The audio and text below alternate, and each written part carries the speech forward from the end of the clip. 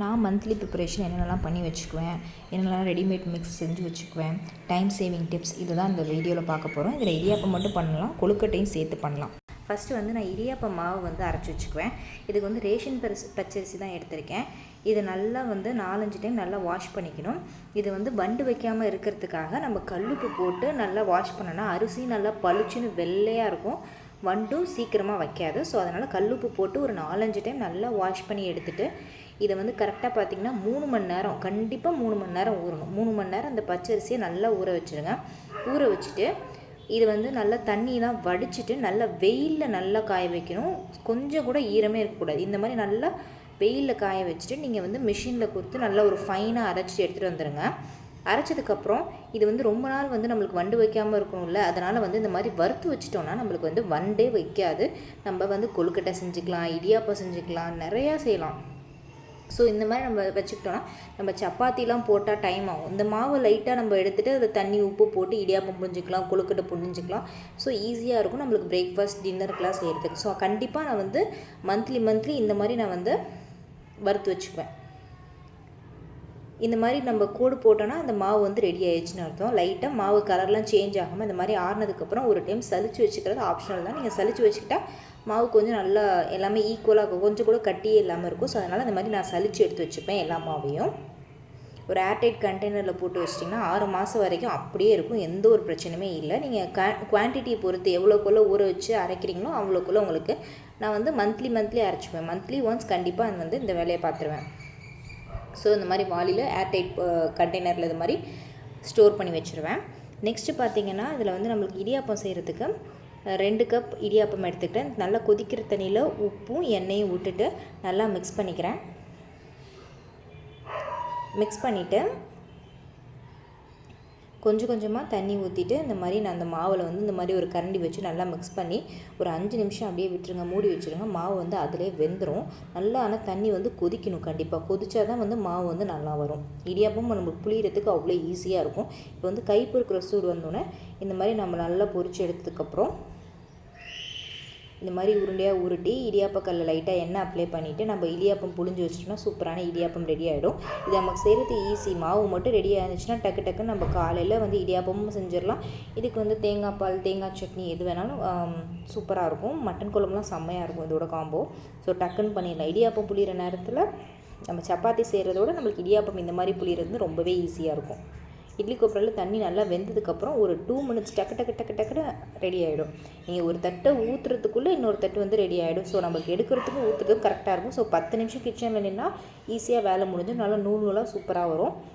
நான் அது கூட தேங்காய் பால் வச்சு எப்போதுமே நாங்கள் சாப்பிடுவோம். தேங்காய் பால், தேங்காய் சட்னி ரெண்டுமே இருக்கும். இதே மாவில் நம்ம வந்து கொழுக்கட்டை புளியிறது அதே மாதிரி தான். தண்ணியை கொதிக்க வச்சு உப்பு எண்ணெயை விட்டுட்டு கொஞ்சம் கொஞ்சமாக அந்த மாவில் வந்து அப்படியே பிசைஞ்சுக்கணும். கை பொறுக்கிற சூடு நல்லா பிசைஞ்சதுக்கப்புறம் லைட்டாக கையில் வந்து ஆயில் இல்லைனா நெய் எது வேணால் அப்ளை பண்ணிவிட்டு பூர்ணம் வந்து நான் தேங்காய் பூர்ணம் தான் எடுத்திருக்கேன். ஸோ அந்த பூர்ணத்தை அப்ளை பண்ணிவிட்டு உள்ளே ஸ்டஃப் பண்ணிவிட்டு நம்ம இட்லி குப்பரையில் போட்டு வேக வச்சோன்னா ஈவினிங் ஸ்நாக்ஸுக்கும் இதே மாதிரி ப்ரிப்பேர் பண்ணிடலாம். ஆயில் இல்லாமல் ஹெல்த்தியான ஒரு ஸ்நாக்ஸ் வந்து நம்ம வீட்டிலே ரெடி பண்ணிக்கலாம். இந்த மாவு இருந்துச்சுன்னா டக்குன்னு ஒரு 10 நிமிஷம் கிச்சனில்னா போதும், டக்குன்னு ரெடி பண்ணிடலாம். ஸோ கண்டிப்பாக இந்த மாவு வந்து எப்போதுமே வீட்டில் செஞ்சு வச்சுக்கோங்க. நம்மளுக்கு மந்த்லி மீலுக்கு வந்து ரொம்பவே யூஸ்ஃபுல்லாக இருக்கும். இந்த மாதிரி மந்த்லி ஒரு டைம் நீங்கள் செஞ்சு வச்சுட்டா போதும். இடியாப்பம், கொழுக்கட்டை அடிக்கடி வீட்டில் செஞ்சிடலாம், ஈஸியாகவும் இருக்கும். நெக்ஸ்ட்டு வந்து பார்த்திங்கன்னா நம்ம இட்லி தோசைலாம் செஞ்சோன்னா அதுக்கு ஒரு டைம் இல்லை, இப்போ அவசரமாக வெளியே போகிறோம் அப்படின்னு சட்னி செய்ய டைம் இல்லை, மாவு இருக்குது அப்படின்னா இந்த மாதிரி ஒரு தக்காளி ஊறுகாய், தக்காளி தொக்கு மாதிரி செஞ்சு வச்சுக்கிட்டிங்கன்னா உங்களுக்கு வந்து ரொம்பவே யூஸ்ஃபுல்லாக இருக்கும். 2 கிலோ தக்காளி எடுத்திருக்கேன். நல்லெண்ணெய் ஒரு 50 ml ஊற்றிட்டு அந்த தக்காளி நல்லா வேகிறதுக்கு உப்பு, அதுக்கு கொஞ்சமாக புளி, ஒரு பெரிய லெமன் சைஸ் புளி எடுத்து இந்த மாதிரி நல்லா மேஷ் ஆகிற அளவுக்கு நல்லா குக் பண்ணிவிட்டு தனியாக வச்சுக்கிறேன். அதுக்கப்புறம் வெந்தயம் 2 டேபிள் ஸ்பூன், கடுகு 4 டேபிள் ஸ்பூன், 2 கிலோ தக்காளிக்கு இதுக்கான அளவு. இது நல்லா வந்து ஆறுனதுக்கப்புறம் மிக்ஸி ஜாரில் பொடி பண்ணிக்கலாம். அதே மாதிரி அந்த டொமேட்டோவும் நல்லா ஆறுனதுக்கப்புறம் நல்லா அரைச்சி எடுத்துகிட்டு வந்துடலாம். மறுபடியும் ஒரு வானலில் வந்து 50 ml நல்லெண்ணெய் ஊற்றிட்டு கடுகு 1 டேபிள் ஸ்பூன் நல்லா ப்ரௌனிஷ் ஆகிற வரைக்கும் எடுத்துகிட்டு ஒரு கைப்பிடி ஃபுல்லாக கருவேப்பிலை, கொஞ்சமாக வந்து பூண்டு ஒரு 10 to 15 பல் பூண்டு ஆட் பண்ணிவிட்டு பெருங்காயத்தூள் 1 டீஸ்பூன், மிளகாத்தூள் காரத்துக்கேற்ப ஆட் பண்ணிக்கோங்க. நம்ம அரைச்சி வச்சுருந்த அந்த கடுகும் வெந்தயம் உள்ள பவுடர் வந்து ஆட் பண்ணிக்கலாம். நல்லா மிக்ஸ் பண்ணிவிட்டு எண்ணெய் பிரிஞ்சு வர அளவுக்கு நல்லா கொதிக்க விடணும். நல்லா சிம்லேயே வச்சு நல்லா கொதிக்க விடுங்க. அடிக்கடி கிண்டி விட்டுட்டே இருங்க, இல்லை அடிப்பிடிக்க ஆரம்பிச்சிடும். இறக்க போகிறதுக்கு 2 நிமிஷம் முன்னாடி வந்து லைட்டாக வெல்லம் மட்டும் போட்டிங்கன்னா சூப்பரான தக்காளி ஊறுகாய் வந்து ரெடி ஆகிடும். ஸோ கண்டிப்பாக ட்ரை பண்ணி பாருங்கள். இதுவும் 6 மாதம் வரைக்கும் கிடையாது, ஃப்ரிட்ஜில் வச்சு யூஸ் பண்ணலாம். நெக்ஸ்ட் வந்து பிரேக்ஃபாஸ்ட்டாகவும் யூஸ் பண்ணிக்கலாம். இந்த சத்து மாவு ரெசிபியை குழந்தைங்களுக்கு டெய்லியும் பூஸ்ட் ஹார்லிக்ஸ் பாரை இந்த மாதிரி போட்டு கொடுக்கலாம். 250 கிராம் ராகி, 50 கிராம் கருப்பு கவுனி அரிசி, சம்பா கோதுமை 50 கிராம், எல்லாமே வந்து சிம்லேயே வச்சு பொறுமையாக வறுக்கணும். இது வந்து 1 மாதத்துக்கு வந்து நான் வந்து யூஸ் பண்ணுறது. குழந்தைங்களுக்கு வந்து பாலில் எப்போதுமே இதான் போட்டு கொடுப்பேன். நரிப்பயிறு, வெள்ளை சோளம், கருப்பு சோளம் எல்லாமே 50 கிராம், ராகி மட்டும் 250 கிராம், காராமணி 50 கிராம், பார்லி 50 கிராம், சிவப்பு அவுல் 50 கிராம். இதில் 1-2 உங்களுக்கு கிடைக்கலனா அதை வந்து நீங்கள் ஆட் பண்ண வேண்டாம். பாசிப்பருப்பு, உளுந்தம்பருப்பு, பச்சைப்பயிறு, கொள்ளு, மக்கானா 25 கிராம், கம்பு, இதெல்லாம் சிம்லேயே வச்சு நல்லா பொரியிற அளவுக்கு நல்லா வறுத்துக்கணும். ஜவ்வரிசி 50 கிராம், பாசிப்பருப்பு 50 கிராம், நரிப்பயிறு, வரகு, சாமை, திணை இது எல்லாத்தையும் போட்டு நல்லா வறுத்துட்டு பிளாக் சன்னா அதாவது கருப்பு கொண்டக்கடலை, வெள்ளை கொண்டக்கடலை எல்லாம் 50 கிராம், நட்ஸ் வந்து பாதாம், பிஸ்தா, முந்திரி, வால்நட்டு இதெல்லாம் போட்டு நல்லா பொன்னிறமாக வறுத்தது. நட்ஸ் முடிஞ்ச வரைக்கும் ரொம்பவே கம்மியாக ஆட் பண்ணுங்கள். ஏன்னா வந்து நட்ஸ் போட்டிங்கன்னா வந்து ரொம்ப சிக்குவாட சீக்கிரமாக அடிக்க ஆரம்பிச்சிடும். அதனால் நட்ஸ் ரொம்பவே கம்மியாக, பொட்டுக்கடலை, அப்புறம் சுக்கு, ஏலக்காய் இதெல்லாம் போட்டு நல்லா வறுத்துட்டு நீங்கள் வந்து மில்லில் கொடுத்து அரைச்சிக்கலாம். இல்லைனா மிக்சிலையும் போட்டு அரைச்சிக்கலாம். பெஸ்ட்டு வந்து நீங்கள் மிக்சியில் போடுறதுனா மில்லில் கொடுத்து அரைச்சி, கம்மியான குவான்டிட்டினா மிக்சிலே அரைச்சிக்கலாம். மில்லில் கொடுத்திங்கன்னா அதிகமான குவான்டிட்டி செய்கிறீங்கன்னா மில்லில் கொடுத்து அரைச்சிட்டா உங்களுக்கு வந்து கெட்டே போகாது. என்ன யூஸ் பண்ணுறீங்கன்னா அந்த ஒரு பாட்டில் மட்டும் வெளியே வச்சுட்டு மிச்ச பாட்டில்ஸ் எல்லாமே நீங்கள் வந்து ஃப்ரிட்ஜில் ஸ்டோர் பண்ணிடுங்க. இதில் வந்து பாலில் கலந்து பூஸ்ட் ஹார்லிக்ஸ் மாதிரி கொடுக்கலாம். காலைல சத்து மாவு பிரேக்ஃபாஸ்ட் கஞ்சியாகவும் குடிக்கலாம், மோரில் கலந்தும் குடிக்கலாம், லட்டு செய்யலாம், கொழுக்கட்டை செய்யலாம், எல்லாமே ஈஸியாக பண்ணிடலாம். ரொம்ப ஹெல்தி. காலைல பிரேக்ஃபாஸ்ட் வந்து ஸ்கிப் பண்ணுற குழந்தைங்களுக்கு இதை பாலில் கலந்து கொடுத்தீங்கன்னாவே போதும். ரொம்பவே ஃபில்லிங்காகவும் இருக்கும், ஹெல்த்தியான ஒரு இது. ஸோ அதனால் சத்து மாவு எப்போதுமே வீட்டில் ப்ரிப்பேர் பண்ணி வச்சுக்கோங்க. மோஸ்ட்லி நான் வந்து பாலில் கலந்து கொடுத்துருவேன் குழந்தைங்களுக்கு. பூஸ்ட் ஹார்லிக்ஸ் மாதிரி ரொம்பவே டேஸ்ட்டாக இருக்கும். கண்டிப்பாக ட்ரை பண்ணி பாருங்கள். நெக்ஸ்ட்டு வந்து ஸ்நாக்ஸ் சாப்பிட்ணுன்னா இந்த மாதிரி ஓமப்பொடி வந்து செஞ்சு வச்சுருவோம். ஆயில் வந்து ஹீட்டாக இருக்கிற நேரத்தில் அந்த ஓமப்பொடிக்கு நம்ம மாவு பேசணும். குட்டி ஓட்டை உள்ள இந்த மாதிரி எடுத்துக்கோங்க. அப்போ தான் வந்து ஓமப்பொடி. கடலை மாவு 1 கப், அரிசி மாவு 1/4 கப், மஞ்சத்தூள் 1 டீஸ்பூன், ஓமம் வந்து வாட்டர் வந்து ஊற வச்சு ஒரு 1/2 மணி நேரம் ஊற வச்சு அந்த 1/4 கப் ஓமத்தை அந்த வாட்டர் ஆட் பண்ணியிருக்கேன். ஏன்னா வந்து ஓமம் வந்து நம்ம புளியும் போது ஸ்டக் ஆகும். அதனால தான் அது ஊற வச்ச தண்ணி ஆட் பண்ணியிருக்கேன். அந்த ஃப்ளேவர்ஸ் வந்து அப்படியே இருக்கும். ஸோ அதனால் வந்து ஆட் பண்ணியிருக்கேன். இதை வந்து கொஞ்சம் கொஞ்சமாக அந்த இதில் விட்டுட்டு நம்ம அழகாக புழிஞ்சு எடுத்துட்டோம்னா ஓமப்பொடி வந்து ரெடி ஆகிடும். ஜஸ்ட் இது வந்து ரொம்ப ரொம்ப சின்ன வேலை தான். இந்த ஸ்நாக்ஸ் வந்து நல்லா ஒரு 2-3 டப்பா ஸ்டோர் பண்ணி வச்சுக்கிட்டேன்னா கெட்டும் போகாது. நல்லா குழந்தைங்க வந்து நறுக்கு முறுக்குன்னு சாப்பிட்ணுன்னு ஆசைப்பட்டால் இந்த மாதிரி ஓமப்பொடி டக்குன்னு நம்ம எடுத்து கொடுத்துடலாம். ஸோ இது வந்து கெட்டும் போகாது. கண்டிப்பாக இது வந்து எங்கள் வீட்டில் 1 வாரத்துலேயே காலி ஆகிடும். இந்த செஞ்சோன்னா போட்டோன்னே டக்குன்னு வெந்துடும். டக்குன்னு திருப்பி போட்டால் அதுக்கப்புறம் நல்லா ஒரு கைப்பிடி ஃபுல்லாக கருவேப்பிலை நல்லா எடுத்துகிட்டு அதையும் வந்து இந்த மாதிரி ஆயிலில் போட்டு பொரிச்சு எடுத்துட்டிங்கன்னா சூப்பரான ஓமப்பொடி வந்து ரெடி ஆகிடும். ரொம்பவே சிம்பிள். கடலை மாவு, அரிசி மாவு, மஞ்சத்தூள், பெருங்காயத்தூள், அவ்வளோதான். ஓம வாட்டர் டக்குன்னு ரெடி ஆகிடும். அடுத்தது வந்து ஏபிசி மால்ட்டு. இது வந்து கிண்டுற ப்ராசஸ்லாம் இல்லைங்க, வெயிலில் காய வச்சு அந்த மாதிரி டீஹைட்ரேட் பண்ணுற ப்ராசஸ் தான். ஸோ ரொம்பலாம் டைம் எடுக்காது.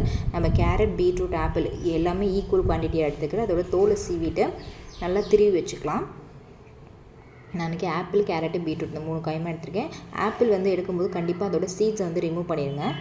கேரட் திருவி ஒரு பிளேட்டில் ஸ்ப்ரெட் பண்ணிக்கிட்டேன். அதே மாதிரி பீட்ரூட்டும் ஆப்பிள் அந்த மாதிரி ஒவ்வொன்றா திருவி தனித்தனியாக பிளேட்டில் வந்து நல்லா ஸ்ப்ரெட் பண்ணி விடுங்க. நான் ரொம்பவே கம்மியான குவான்டிட்டியில் தான் செஞ்சேன். இது வந்து எப்போதுமே அந்த சத்து மாவு கலந்து குடிக்கிறனால குழந்தைக்கு போர் அடிச்சோம். ஸோ நடுவில் வந்து இந்த மாதிரி ஏபிசி மால்ட்டும் நடுவில் மிக்ஸ் பண்ணி கொடுப்பேன். ஸோ அதனால் வந்து இதுவும் நான் வீட்டில் வந்து எப்போதுமே ரெடி பண்ணி வச்சுருவேன்.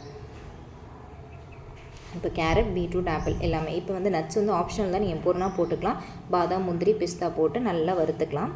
இது வந்து வறுத்துட்டு மிக்சியில் போட்டு ஃபைன் போட்டு அரைச்சிட்டு நான் வந்து 2 நாள் அளவுக்கு இதை கேரட்டு, பீட்ரூட், ஆப்பிள் வந்து காய வச்சேன். ஸோ அதனால் வந்து இந்த மாதிரி எல்லாத்தையும் ஃபுல்லாக போட்டு நான் அரைச்சி எடுத்துக்கிட்டேன். இதுக்கு ஈக்குவலாக நான் வந்து நாட்டு சக்கரெல்லாம் ஆட் பண்ணல. எவ்வளோ ஸ்வீட் வேணுமோ அப்போக்கே நான் ஆட் பண்ணிக்குவேன்.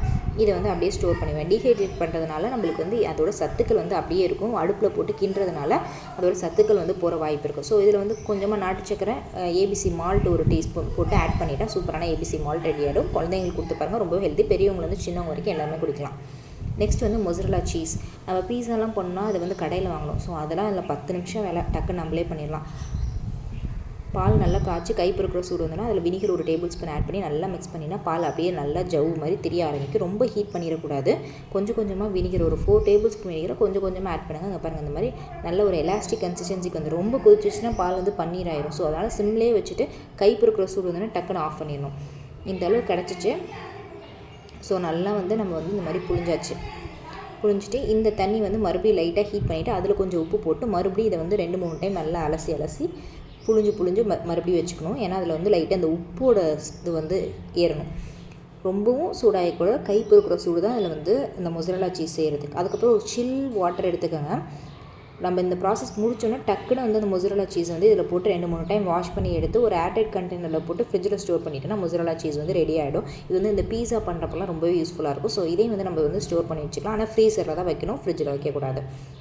சூப்பரான மொசரல்லா சீஸ் ரெடி. பீஸா பண்ணும்போதெல்லாம் ரொம்பவே யூஸ்ஃபுல்லாக இருக்கும். நெக்ஸ்ட்டு நம்ம என்ன பார்க்க போகிறோம்னா புளி பேஸ்ட். இது வந்து எவ்வளோ யூஸ்ஃபுல்லாக ரசம், குழம்பு, அப்புறம் இந்த நான்வெஜ்லாம் செய்கிறதுக்கு புளி தண்ணி யூஸ் பண்ணுறதுலாம் அவ்வளோ யூஸ்ஃபுல்லாக இருக்கும். இது வந்து செய்யும் போது இதோட அருமை தெரியாது, யூஸ் பண்ணும்போது தான் இது வந்து அவ்வளோ இதாக இருக்கும். நான் வந்து ஒரு குறிப்பிட்ட அமௌண்ட் ஆஃப் புளி எடுத்துகிட்டு நல்லா அதை சுடு தண்ணியில் போட்டு ஒரு 2 மணி நேரம் ஊற வச்சுட்டு நல்லா அதை வந்து அடுப்பில் வந்து இந்த மாதிரி பண்ணுறேன்.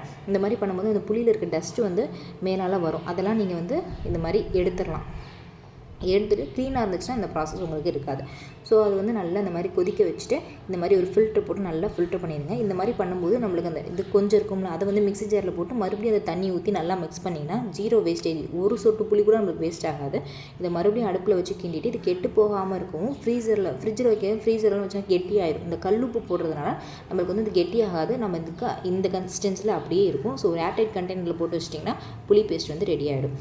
இப்போ பெருங்காயத்தூள், மிளகுத்தூள் அதெல்லாம் எப்படி பண்ணுறதுன்னு பார்க்கலாம். இதெல்லாம் கடையில் என்னென்ன கலக்கிறானே சொல்ல முடியல. ஸோ அதனால் வீட்டிலே எல்லாமே பண்ணிக்கலாம் அப்படிங்கிற மாதிரி தான் நான் பெருங்காயத்தூள் இதெல்லாம் வந்து வீட்டிலே அரைச்சிடுவேன். நல்லா நைஸாக அரைச்சதுக்கப்புறம் இந்த மாதிரி நசுக்கி பார்த்தா அது கொஞ்சம் பவுடர் ஆகணும். பவுடர் ஆகிடுச்சுன்னா நம்மளுக்கு வந்து அரைக்கிற கன்சிஸ்டன்சி வந்துருச்சுன்னு அர்த்தம்.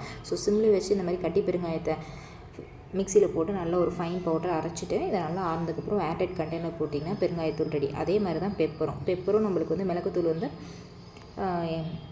நல்லா அது மாதிரி வறுத்துட்டு மிக்ஸி ஜாரில் போட்டு இந்த மாதிரி ஃபைனாக எடுத்ததுக்கப்புறம் ஏர்டைட் கண்டெய்னரில் ஸ்டோர் பண்ணிடுங்க. அதே மாதிரி பெப்பரும் அதே மாதிரி ஸ்டோர் பண்ணிவிட்டு ஆம்லேட் இந்த மாதிரி எல்லாம் போட்டதுக்கு வந்து யூஸ்ஃபுல்லாக இருக்கும். இஞ்சி வந்து சுக்கு பொடி வந்து நம்ம வந்து டீ தூள், காஃபி தூளுக்குலாம் யூஸ் பண்ணுவோம். ஸோ அதையும் வறுத்துட்டு இந்த மாதிரி அரைச்சிட்டு மிக்ஸி ஜாரில் போட்டிங்கன்னா சுக்கு பொடி ரெடி ஆகிடும். நெக்ஸ்ட் வந்து பார்த்திங்கன்னா இந்த நெல்லிக்காய் ரொம்ப ஹெல்த்தியான ஒரு விஷயந்தான்.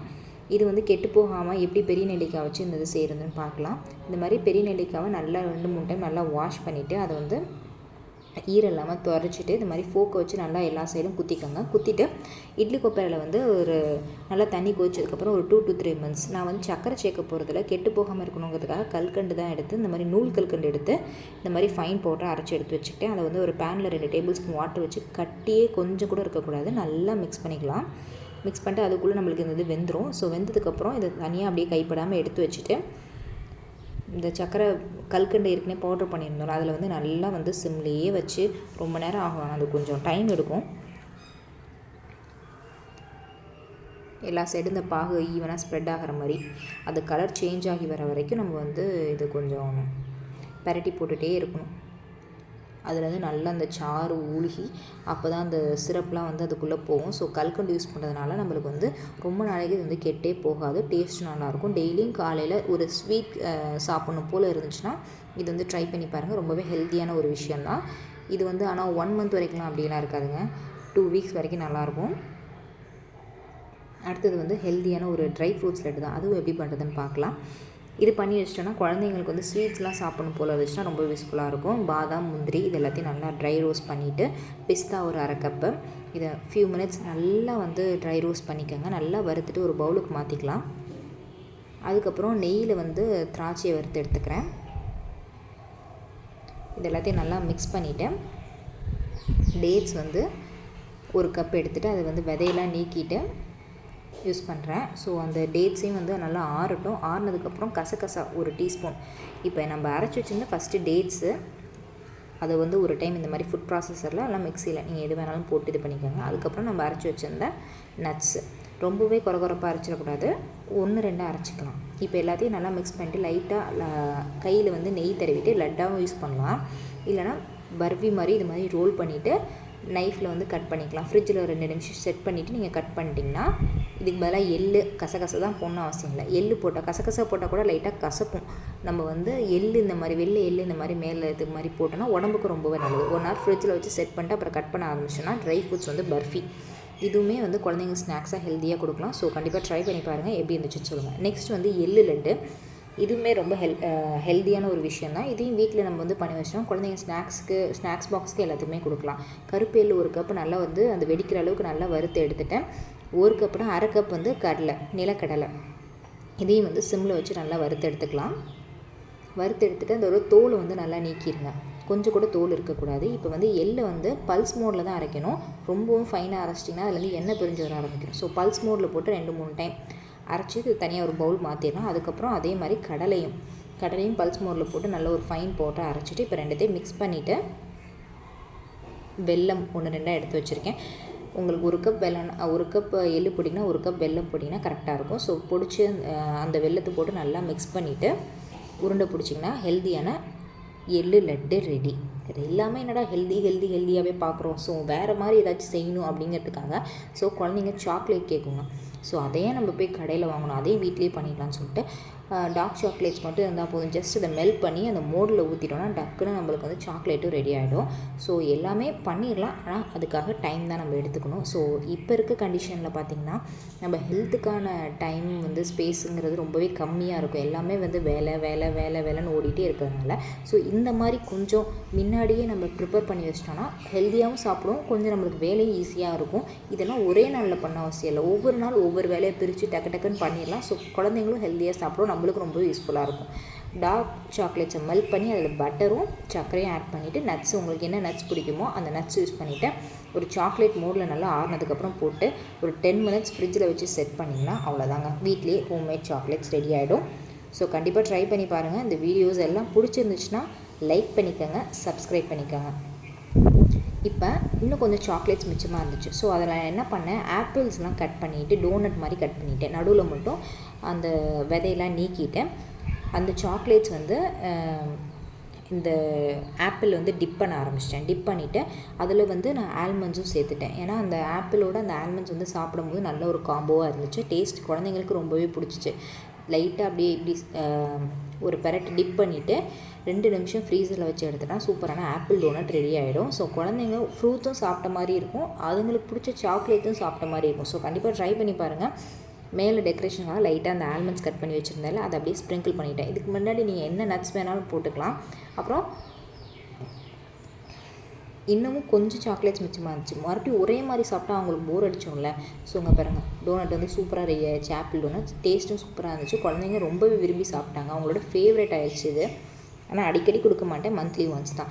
நெக்ஸ்ட் வந்து என்ன பண்ணேன், இந்த டேட்ஸ் வந்து சாப்பிடவே மாட்டேங்குதுங்க. எதில் போட்டாலும் இந்த மாதிரி லட்டு இந்த மாதிரி கொடுத்தாங்க, ட்ரையாக வந்து அப்படியே சாப்பிடவே மாட்டேங்குதுங்க. அதனால் என்ன பண்ணேன், உள்ளே அதுங்களுக்கு பிடிச்ச நட்ஸு திராட்சை இந்த மாதிரி முந்திரி பாதாம் பிஸ்தா ஒவ்வொரு டேட்ஸ்குள்ளேயும் அதோட சீட்ஸ் எடுத்து உள்ளே வச்சுட்டேன். வச்சதுக்கப்புறம் என்ன பண்ணிட்டேன், மறுபடியும் அதில் வந்து சாக்லேட்ஸை கோட் பண்ணிவிட்டு ஃப்ரீஸ் பண்ணிட்டேன். இப்போ பார்த்தா ஒரு சாக்லேட் லுக்ஸ் மாதிரி கிடைக்குதா. ஸோ அதுங்க சாக்லேட்டு நினச்சி சாப்பிடுங்க, டேஸ்ட் சாக்லேட்டுன்னு சொல்லி சாப்பிட்ருதுங்க. ஸோ இந்த மாதிரிலாம் ட்ரை பண்ணி பாருங்கள். ஸோ உங்கள் குழந்தைங்க எந்த மாதிரி சாப்பிடுதுன்ட்டு ஒவ்வொரு விஷயமா நம்ம ட்ரை பண்ணி பார்த்தா தான் அதுங்களுக்கு ஹெல்த்தியாகவும் சாப்பிட்ணும், பிடிச்ச மாதிரி சாப்பிட்ணும். ஸோ கண்டிப்பாக ட்ரை பண்ணி பாருங்கள். இந்த வீடியோஸ் எல்லாம் பிடிச்சிருந்துச்சுன்னா லைக் பண்ணிக்கோங்க, சப்ஸ்கிரைப் பண்ணிக்கோங்க, நோட்டிஃபிகேஷன் பெல் ஐக்கனை கிளிக் பண்ணிக்கோங்க. இந்த வீடியோ பிடிச்சிருந்தா கமெண்ட் பண்ணுங்கள்.